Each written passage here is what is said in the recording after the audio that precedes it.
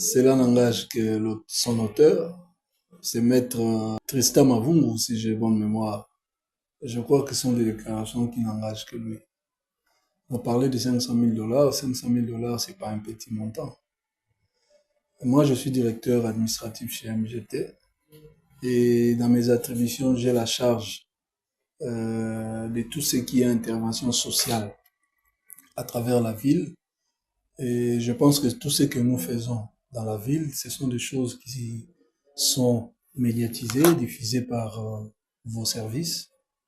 Donc, je ne vois pas où sont sortis ces 500 000 dollars de la caisse de MGT pour la mairie de Matadi. Donc, ce sont des déclarations qui n'engagent que son auteur. Nous, en ce qui nous concerne MGT, nous ne connaissons rien de toutes ces allégations. La société MGT est installée dans la ville de Matadi. C'est ici où nous avons notre siège social et c'est ici où nous avons nos activités. Donc l'autorité de la place, donc le maire de la ville, pour nous, c'est lui l'autorité urbaine et nous avons des rapports de bonne collaboration parce que c'est lui l'autorité chaque fois quand nous sommes dans le besoin pour des interventions liées par exemple à la sécurité, aux problèmes de tracasserie. C'est auprès de lui que nous recourons, en dehors bien sûr de l'autorité provinciale qui est au-dessus. Mais sinon, nous avons des bons rapports, y a pas de problème. Et puis nous, par rapport à nos activités dans le cadre des interventions sociales, nous sommes appelés à être proches du maire de la ville, à échanger avec lui, parce que c'est à partir de lui que nous essayons d'identifier certains problèmes, certaines difficultés de la population pour nous permettre d'intervenir.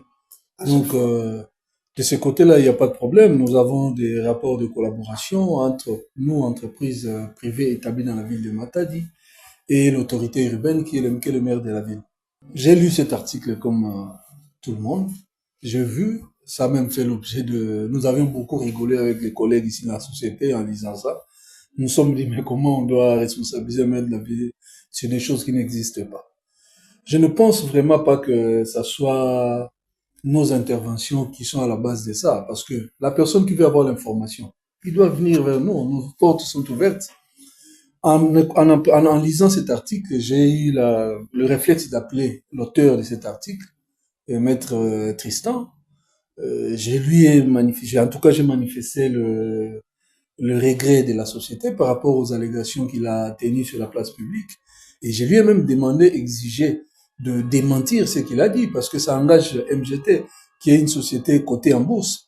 Donc il ne peut pas tenir des propos qui sont de nature à non seulement à ternir l'image de MGT, mais aussi à ternir quelque part l'image du maire de la ville, qui n'est pour rien d'ailleurs dans ce qu'il allègue comme